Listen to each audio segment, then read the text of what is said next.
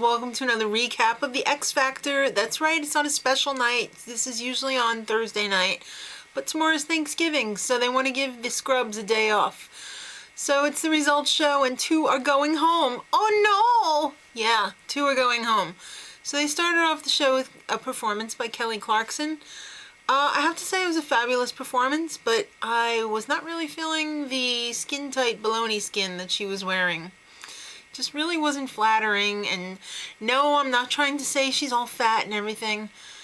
It just was not flattering, whether you're fat or skinny. It was Alright, so then recap.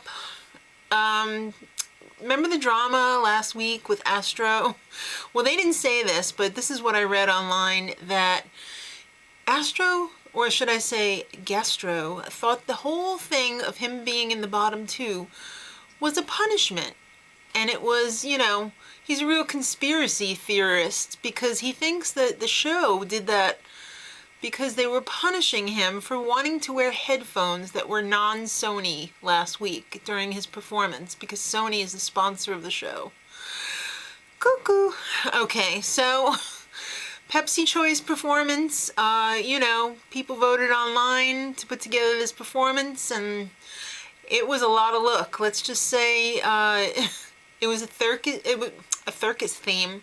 It was a circus theme, and they had a rotating table and multitude of freaks, and they sang "So What" and "Raise Your Glass." Most of the vocals were, how do you say, poo-poo?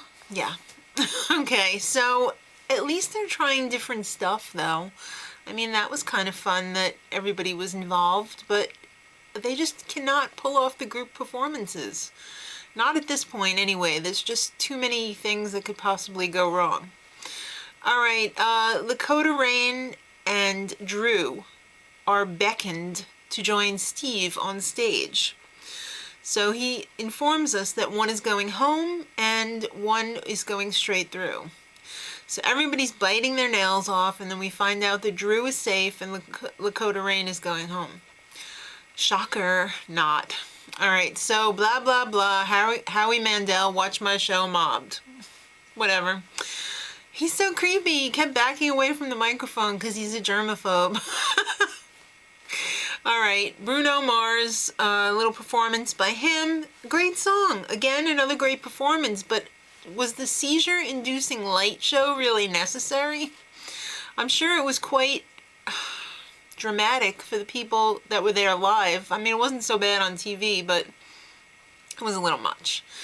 And then, since this is a double elimination, the one with the lowest votes is going home, which was Lakota Rain, but then the number 2 and 3 slot from the bottom have to battle it out as usual.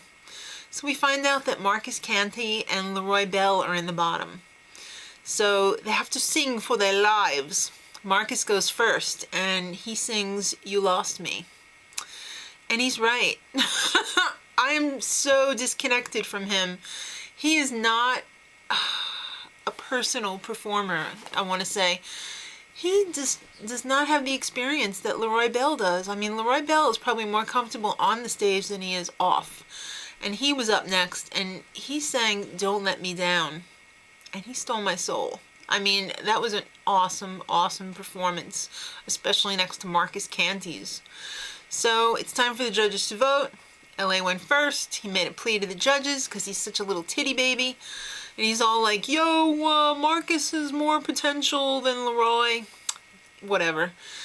And of course he's voting to get rid of Leroy because Marcus is his boy. And Nicole, of course, same thing. She's voting to keep Leroy, and besides, he was way better anyway.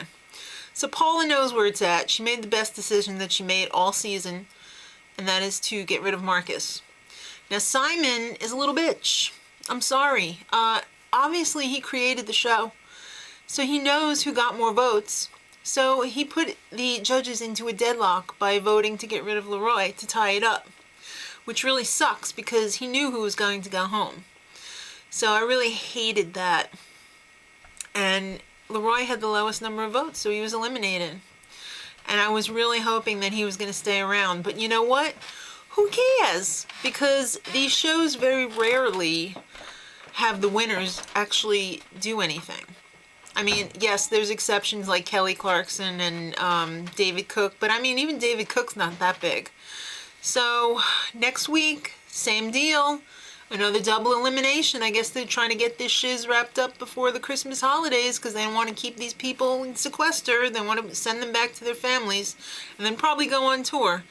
So we'll see what happens next week when it's back to the regular time. Till then, much love.